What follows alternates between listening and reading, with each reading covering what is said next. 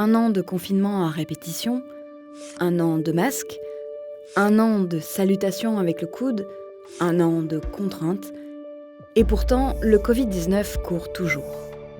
Face à cette crise, la question centrale reste la même. Quand est-ce que la pandémie prendra fin ? Mais pour y répondre, il faut en fait poser une autre question. Comment elle prendra fin ? Il existe aujourd'hui plusieurs pistes qu'on peut résumer en 3 scénarios possibles. Celui que nous emprunterons dépend d'un seul combat, entre d'un côté l'immunité et de l'autre la capacité du virus à la contourner. En fonction du gagnant, nous serons plutôt dans un scénario de rêve ou de cauchemar. Le premier scénario est le scénario de rêve. Pour l'imaginer, nous pouvons nous pencher sur l'histoire d'un autre virus, le poliovirus. Ce virus à ARN comme le SARS-CoV-2 circule depuis des millénaires, mais uniquement chez les humains. Jusqu'à la seconde moitié du XXe siècle, il est responsable de plusieurs épidémies mondiales de poliomyélite, une maladie qui handicape et tue plusieurs millions de personnes. Mais dans les années 50, 2 vaccins sont créés. Le premier, injectable, protège des complications neurologiques, et le second, oral, induit une immunité de longue durée. La polio peut enfin être combattue. Une campagne mondiale de vaccination des enfants débute à la fin des années 80 et permet de réduire rapidement le nombre de cas. La polio est ainsi éradiquée dans la plupart des pays et le nombre de cas dans le monde ne s'élève aujourd'hui qu'à quelques centaines par an. Mais pourrait-on arriver au même résultat avec le coronavirus ? Eh bien, si l'immunité acquise grâce au vaccin est de longue durée, et que les campagnes de vaccination sont déployées activement et rapidement au niveau mondial, nous pourrions arriver à protéger efficacement la majorité de la population, et, tout comme la polio, le Covid-19 pourrait disparaître dans de nombreuses régions dans les prochaines années. Mais c'est sans compter sur l'arme secrète des coronavirus, les variants. Et cela nous mène vers un second scénario, celui du cauchemar. Cette fois, c'est le destin du virus de la grippe qui peut nous montrer à quoi cela pourrait ressembler. Dans les années 1920, après la pandémie de grippe espagnole, la recherche médicale s'intéresse de près à ce virus qui a tué plus de 50 millions de personnes.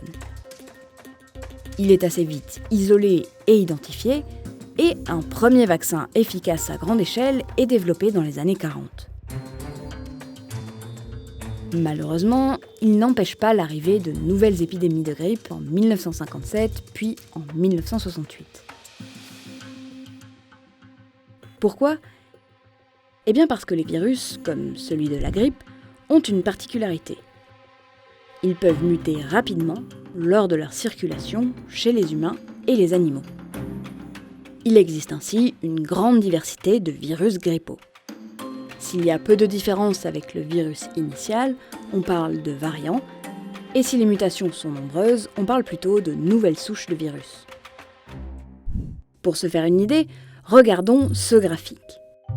Chaque branche représente un nouveau variant de grippe apparu depuis 2013. Lorsqu'un vaccin est développé, il cible les souches et les variants qui sont susceptibles de circuler dans les années à venir. Mais d'autres souches ou de nouveaux variants peuvent circuler et contourner l'immunité des personnes vaccinées. Il faut alors créer de nouveaux vaccins. Le SARS-CoV-2, lui, a émergé fin 2019 et 18 mois plus tard, les premiers vaccins créés sont encore efficaces contre tous les variants en circulation. Néanmoins, si de nouveaux variants capables de contourner l'immunité apparaissaient rapidement, nous pourrions alors être engagés dans une course aux nouveaux vaccins pour protéger les plus fragiles. Mais la bonne nouvelle, c'est que nous avons un peu d'avance. Nous sommes entrés dans la course plus vite que pour la grippe. Autre bonne nouvelle, la récente technologie des vaccins à ARN permet de les adapter assez rapidement aux nouveaux variants. Ce qui permet d'envisager un troisième scénario, entre le rêve et le cauchemar. Il pourrait ressembler à ce qu'on connaît avec certains virus du rhume. Aujourd'hui, 10 à 15% des rhumes saisonniers sont causés par des coronavirus humains. Si ces 4 virus nous intéressent, c'est qu'ils sont de lointains cousins du SARS-CoV-2. Et certains d'entre eux circulent probablement dans la population depuis plusieurs centaines d'années, causant des infections légères. Ce sont des virus endémiques. La plupart des enfants sont touchés par ces coronavirus pour la première fois autour de 4 ans. Cette première infection, qui est en général bénigne ou asymptomatique, permet de développer une immunité qui n'empêche pas forcément les réinfections, mais évite les formes graves. Alors, qu'en est-il pour le SARS-CoV-2 ? Lors de son apparition en 2019, il s'est propagé dans l'ensemble de la population et notamment chez des adultes qui n'avaient encore jamais été en contact avec ce virus. Ce graphique modélise l'évolution possible de l'âge des personnes atteintes pour la première fois par le Covid-19. Chaque couche représente une tranche d'âge. Plus elle est claire, plus elle est jeune. On voit qu'à l'apparition du virus, toutes les catégories de population sont touchées. Mais à mesure que le temps passe, si le SARS-CoV-2 continue à circuler, il contamine des personnes de plus en plus jeunes, puisqu'elles ne sont pas immunisées. Et donc, principalement, des enfants. Ce qui, en fait, serait plutôt une bonne nouvelle. D'une part, parce que chez les enfants, le Covid-19 semble être plutôt bénin, et d'autre part, parce que cela suppose qu'une fois vaccinés ou contaminés dans leur enfance, les adultes pourraient ne plus contracter de forme grave de la maladie.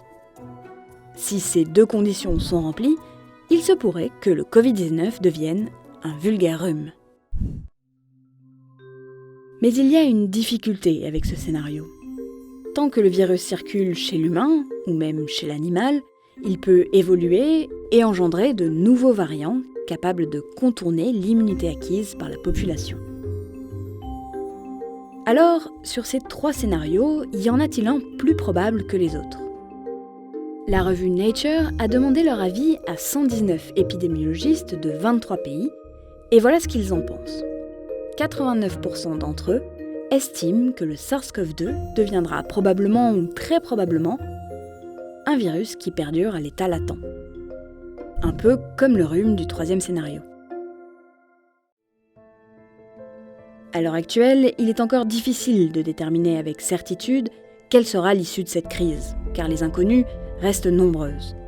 La frontière entre rêve et cauchemar dépendra de la rapidité et de l'étendue de la vaccination, de la durée et de l'efficacité de notre immunité, mais surtout de la rapidité d'évolution du SARS-CoV-2 vers de nouveaux variants plus virulents ou échappant à notre immunité.